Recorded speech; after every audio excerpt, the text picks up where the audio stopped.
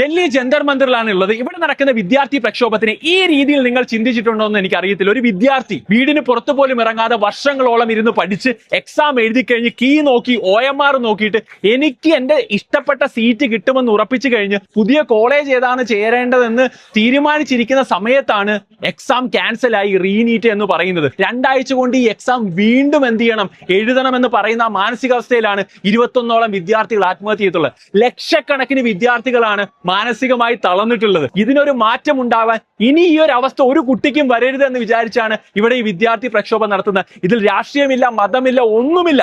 എല്ലാവരും ഒരുമിച്ച് ചേർന്ന് ഈ ഒരു കാര്യം കൃത്യമായി പ്രോപ്പറായ ഒരു എക്സാം അടുത്ത വർഷം മുതൽ നടത്താൻ വേണ്ടിയാണ്. അപ്പോൾ അതിനെ സപ്പോർട്ട് ചെയ്തിട്ട് ഇവിടെ നടത്തിയ പ്രക്ഷോഭത്തിനെ അടിച്ചമർത്താൻ വേണ്ടി ഇവിടുത്തെ പോലീസുകാരൊക്കെ ശ്രമിക്കുന്ന സമയത്ത് അതിനെ സപ്പോർട്ട് ചെയ്തുകൊണ്ട് സ്റ്റോറി ഇടുമ്പോഴത്തേക്കും എന്റെ കമന്റ് ബോക്സിലൊക്കെ വരെ വന്ന് എന്നെ തീവ്രവാദിയാക്കുന്ന ആളുകൾ പലരുമുണ്ട്.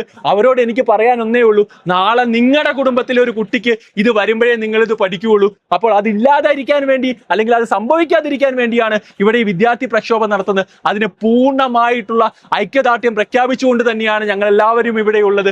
ഇവിടെയുള്ള വിദ്യാർത്ഥികൾ എല്ലാവരും ഇത് വിജയിക്കുന്നവരെ ഇതിനോടൊപ്പം ഉണ്ടാവും. നിങ്ങളും ഉണ്ടാവണം. നമ്മൾ ഒരുമിച്ച് നിന്നിട്ട് ആക്ച്വലി ഇതൊരു വലിയ വിജയമാക്കി മാറ്റി ഇതിനൊരു മാറ്റം ഉണ്ടാകുക എന്നുള്ളത് തന്നെയാണ്. അത് ഉണ്ടാകും എന്ന പ്രതീക്ഷയിൽ തന്നെയാണ് ഞങ്ങൾ എല്ലാവരും ഇവിടെയുള്ളത്.